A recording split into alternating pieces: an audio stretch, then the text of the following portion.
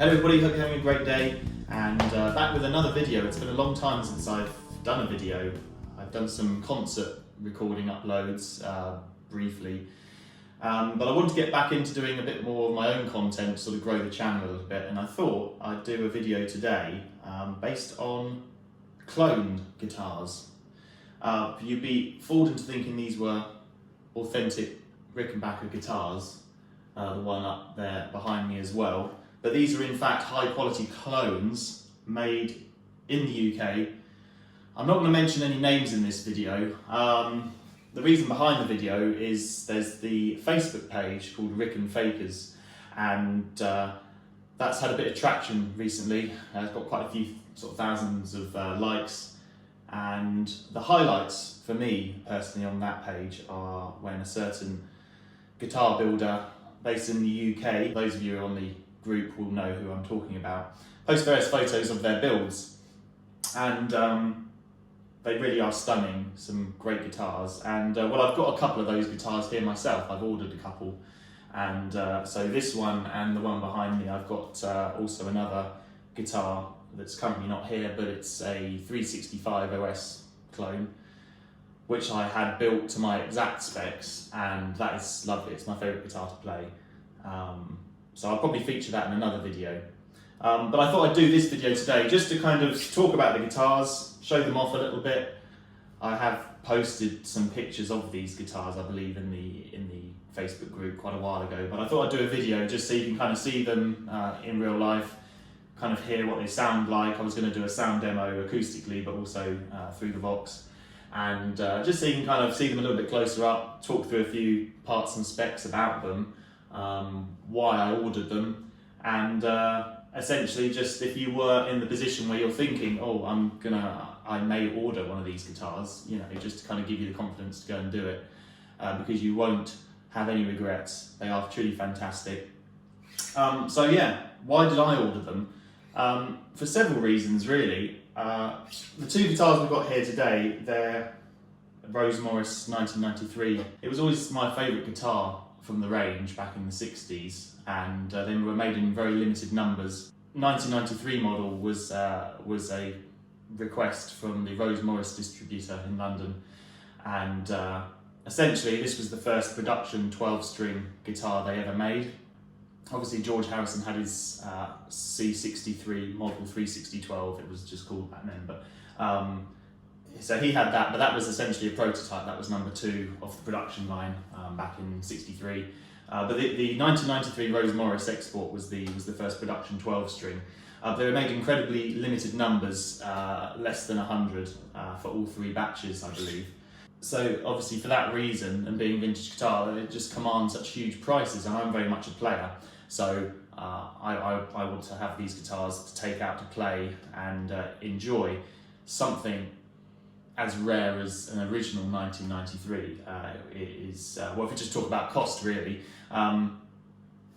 in poor condition, let's say, with perhaps a reset neck, a headstock repair, a genuine 1993 is probably going to still cost you £8,000 to £10,000, and that may be with a refinish as well. And then if we go up to the other end of the scale, the sort of mint condition guitars, they're going to be more in the range of £20,000 to £30,000 maybe. So really it was a case of wanting to have one of these guitars, being able to play it, but also not be terrified every time I do take it out to gig and for anything to happen to it. So that's why I ordered them. I have had 2 guitars of this particular spec, so yeah, both 1993 models. The one on the wall there is more of a third batch variation, but I had that produced first. So that's a 2018 guitar. And then the one here is more based on the first batch spec, and this is a guitar from last year. So essentially, first batch, trapeze tailpiece, and slightly different headstock design with the stubby truss rod cover. First batch. Second batch, Rickenbacker R tailpiece, and I'll show you the headstock in a minute, but a slightly different design and slightly different trusswood cover. But essentially the same guitar, same construction, same body, same build, just slight differences in the batch variation. Obviously between these two guitars particularly, as clones, that is in a like new finish. It's not been aged, this one has been aged. The hardware is exactly the same on them. The hardware on this guitar looks a little older because it has been aged as well. But essentially I ordered these guitars purely down to cost. Now, this is obviously, these guitars are significantly cheaper than buying a vintage counterpart. However, they're not cheap guitars. So this is very much at the top end of the scale for Rickenbacker clones. These guitars probably set me back, this one a little bit less, probably in the region of £2,000. This one here, a little bit more because of the aging, probably, and also actually the wood.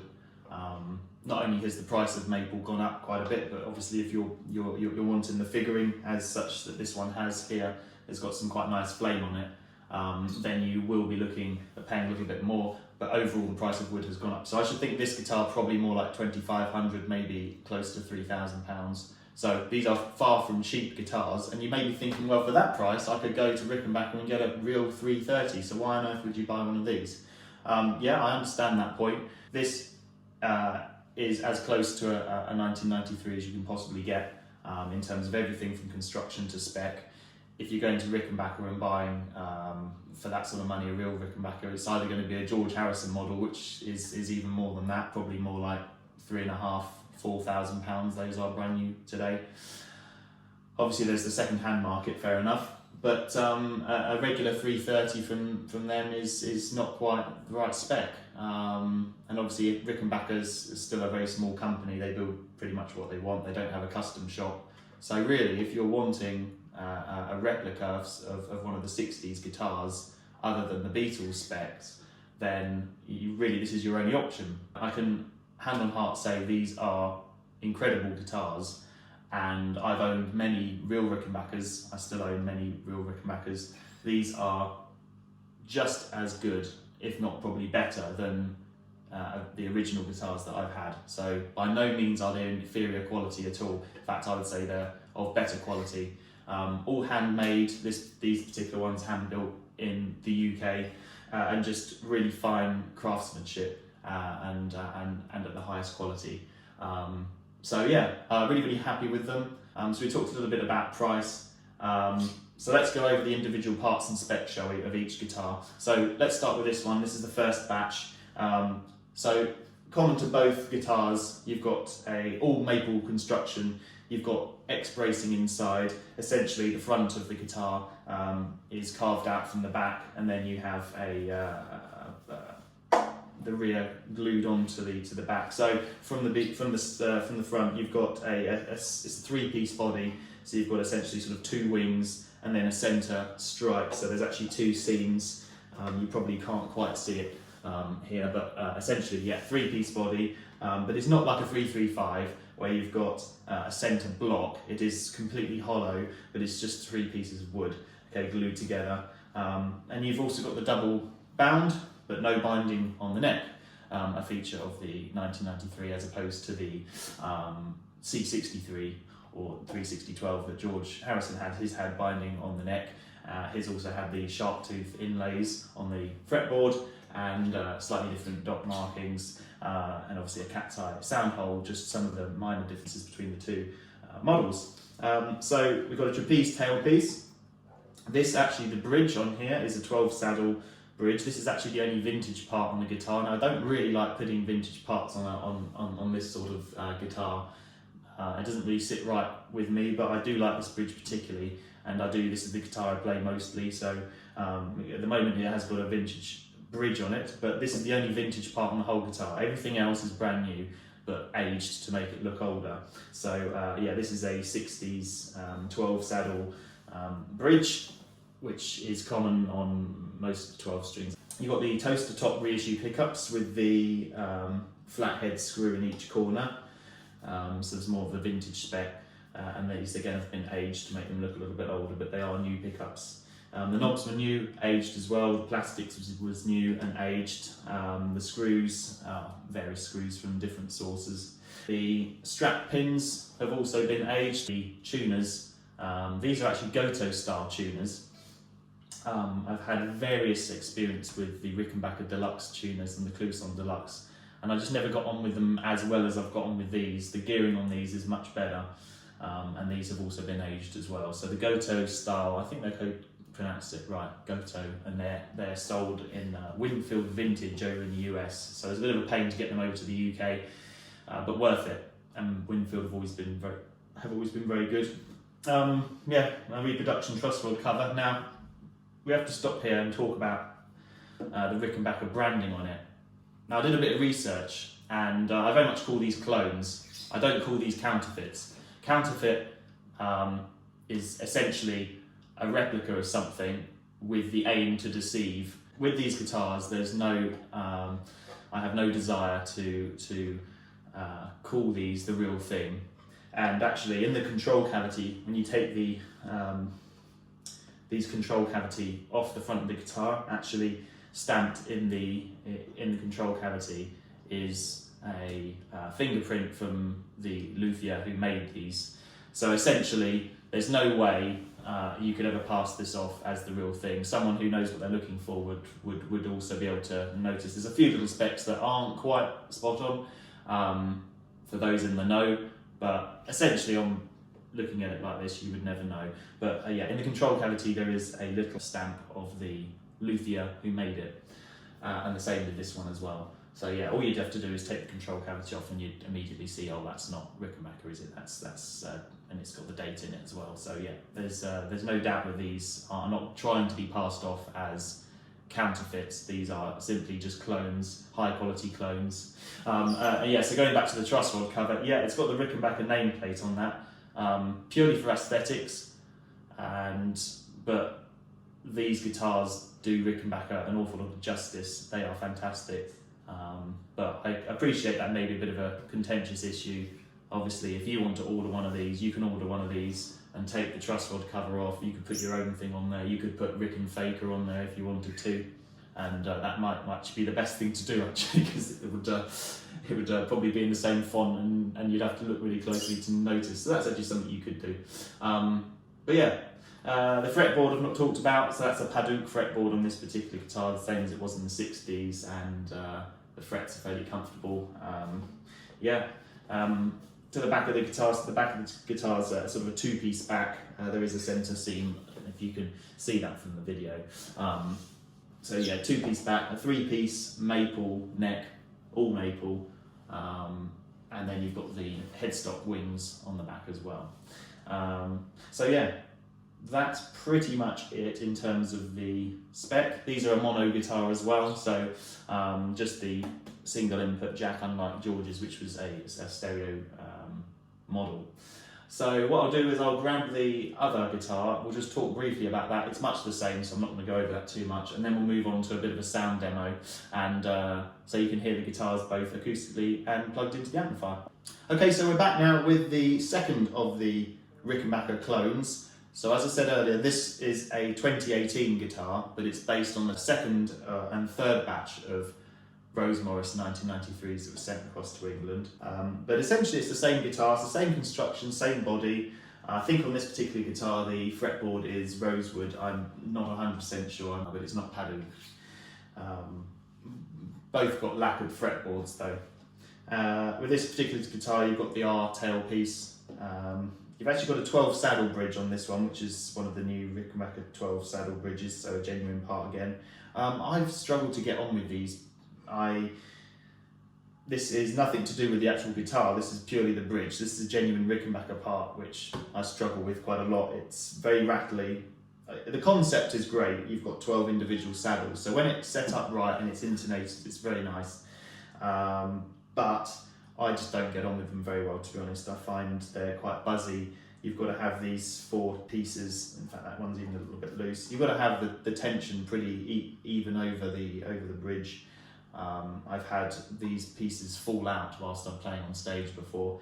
I've also had the little retaining screws in the bottom of the bridge saddles. They've also fallen out on me. They rattle, they rock side to side, and they cause a lot of vibration. So I don't like these bridges particularly, but it happens to be on this guitar, whereas hence why I've got the original 60s part on this guitar, just because it plays so much better. But the same pickups, same controls, same control layout, and then on this guitar at the top you've just got a slightly different headstock design, and on this guitar you've got the Rick Deluxe tuners, which I talked about before with this not liking those so much. So yeah, I tend to play this guitar less, just for those particular reasons with regards to the bridge and the tuning stability, but that's purely down to the Rickenbacker parts, the genuine Rickenbacker parts, which I've had sort of quality control issues with, nothing to do with the actual guitar itself and the build of the guitar. The build of the guitar's been fantastic. In this particular guitar, the neck's just a little bit shallower. I don't know if you're able to see that, but both very comfortable to play. Possibly the fretboard's slightly flatter radius on this guitar as well, but they're both so easy to play. A standard nut width, I've got these long spindly fingers, which mean I can play the Rickenbacker 12 quite comfortably and easily without having too much fret buzz. Some people struggle with that, and of course you could have one of these made with a wider nut, which would solve all your problems. Similar to the 1993 Plus, but anyway, that's a different story, we won't talk about that. In terms of the strings I've put on these are Ricky Sounds compressed flat wounds, which are, I think, 10s to 46, maybe 10 to 46, I'm not too sure. You don't want anything too thick and heavy on these because it gets quite difficult to play. And the compressed flat wound version is essentially somewhere in between a round wound and a flat wound, so it's a little bit warmer than a standard round wound, but not quite as dead as a flat wound, and it's still got a bit of texture on the string. But these are nice strings. I would highly recommend them, but being in the UK, you may struggle to get them abroad. But they work very well with these two guitars, so I've got the same string set on both of these. So what I suggest we do now is we'll go through just a little bit of a sound demonstration, both acoustically, and then we'll plug into the Vox. So just to talk about the Vox very briefly, this is an AC50 head and cabinet. Think of the Beatles 80-100 stack that they used to play live in 64 and the 65 tours. So the AC100 was a 4 lots of EL34 power tubes and a 4x12 speaker cabinet with 2 mid-axe horns. This is an AC50, so it's basically that cut in half. So you've got 2 EL34s, and then in the speaker cabinet you've got 2 Celestion Silvers and the mid-axe horn as well. Everything works. It's a nice amplifier. It's good to do these sort of demos because essentially on top you've just got a volume, you've got a treble and a bass. They're very, very easy. Plugged into the Brilliant channel, and then I'll do these sound demos. We'll have all the controls up, your 2 tones, your 2 volumes, pickup selector in the middle. Then what I tend to do is roll the blend switch all the way off, which means you've got a balance of the 2 pickups essentially, and then I just roll it on very slightly, which just dials out a little bit of the neck pickup, which just takes a little bit of that kind of overall warmth out and just makes it cut a little bit. That's how I tend to play them, but obviously you can do what you want with them when you play them. So yeah, we'll start with the, I think we'll start with this one being the first batch, and then we'll move on to the second/third batch variant, and we'll just play a little bit acoustically and then plugged into the amp.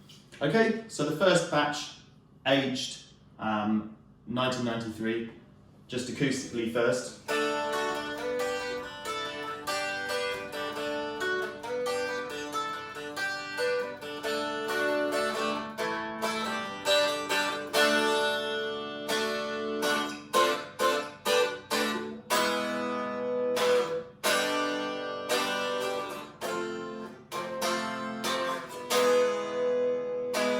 Yes.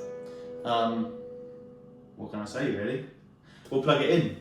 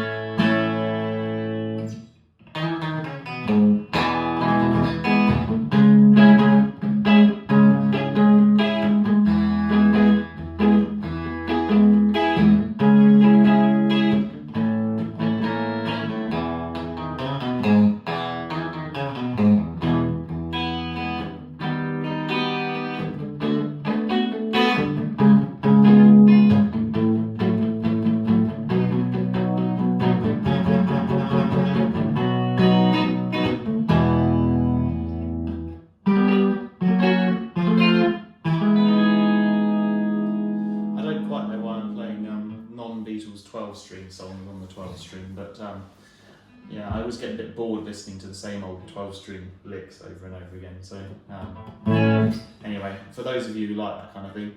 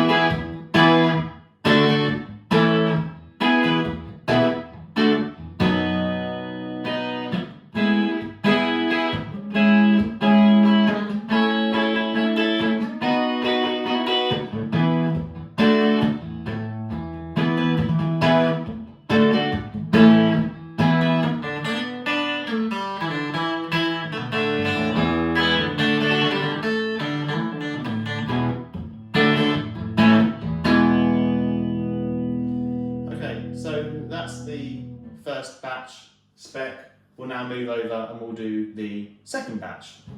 Okay, so I've got the second/third batch spec here. So we'll just play this acoustically and then we'll plug it in.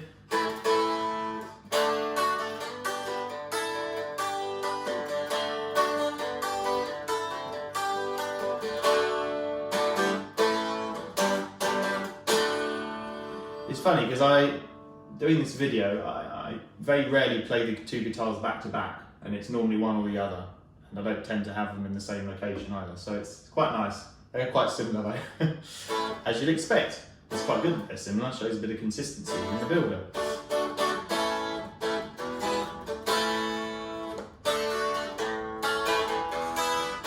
You can hear it loud. I mean, you don't need to plug it in if you're playing at home, wow.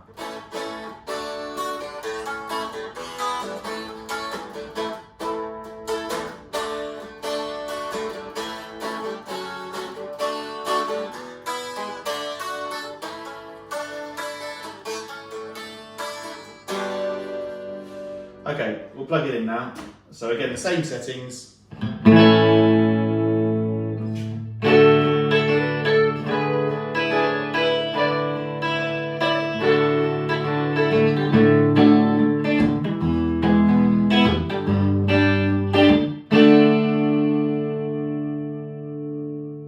This one's a bit louder actually. Yeah, exactly the same amp settings. This one's just more punchier. Acoustically it's louder and it's also lighter weight. Perhaps the wood's just a little bit less dense, could be drier. It was drier perhaps when it was built, I'm not too sure. To be fair, figuring on a wood indicates the wood's a little bit more dense anyway. When it's a bit more plain, like this one, plain atop, then it tends to be a little less dense. So it could be that, because essentially the pickups and the controls are all the same. So.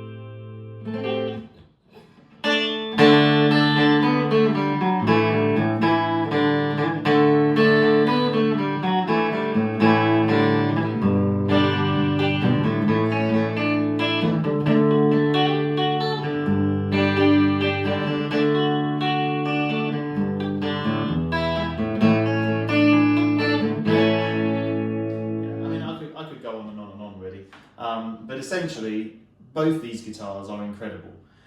They are every bit as good, if not better, than a real Rickenbacker I've owned, and just different in a lot of ways. But the great thing about them is you can spec them exactly how you want them to be, and that's one of the main reasons I went to this particular builder.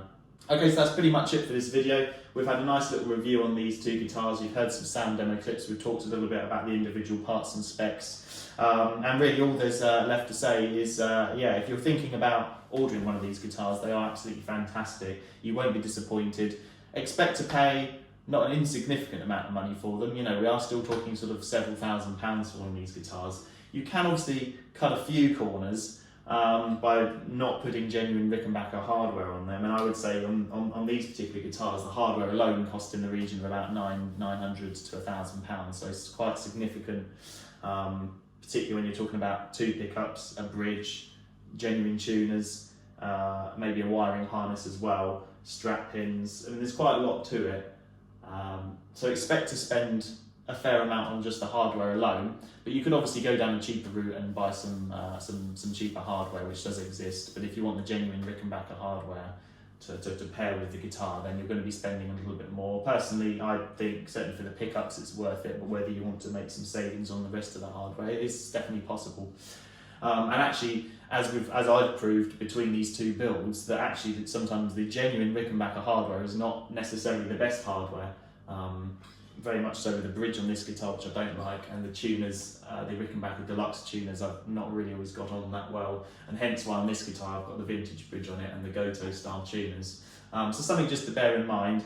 But yeah, if you're going to these builders and you're asking them to build you, could you build me a 325 clone for £500 or whatever, $500, it's probably going to tell you politely to get lost. These are high quality guitars with a lot of man hours that go into them. If you want something of that price range, you're better to go either onto the used market or to China and AliExpress. Those are that's the more like price range you're going to get. These are high quality, built in the UK. You're going to be paying a little bit for them, but you won't be disappointed. And you've got to be quite specific about what spec you want. You know, you've got to these builders, you've got to spell out exactly what you want to order. I want, you know, this. Use a lot of pictures in your correspondence. You know, I want this style of sound hole. I want this construction type. You know, I want this fretboard radius, this type of neck profile, this type of headstock design, aged, unaged. So yeah. You've got to do your research, you've got to know what you're ordering, you've got to be very thorough, because the last thing you want is for the guitar to arrive and you suddenly think, oh, I didn't specify, oh, I want that sort of nut width or something, you know, and then you get annoyed. Obviously they are bespoke for use, you've got to make sure you get the specs right, which is what I've done for both of these. But anyway, yeah, I hope you enjoyed the video. Please do comment, like, subscribe, and I'm going to try and produce a little bit more of this type of content over the next coming weeks and months. So be sure to subscribe, hit the notification bell, and then you'll find out when the next video is coming up. I hope you enjoyed the video today. Sorry if I've waffled too much, but it's been really fun doing it. So until next time, thanks very much.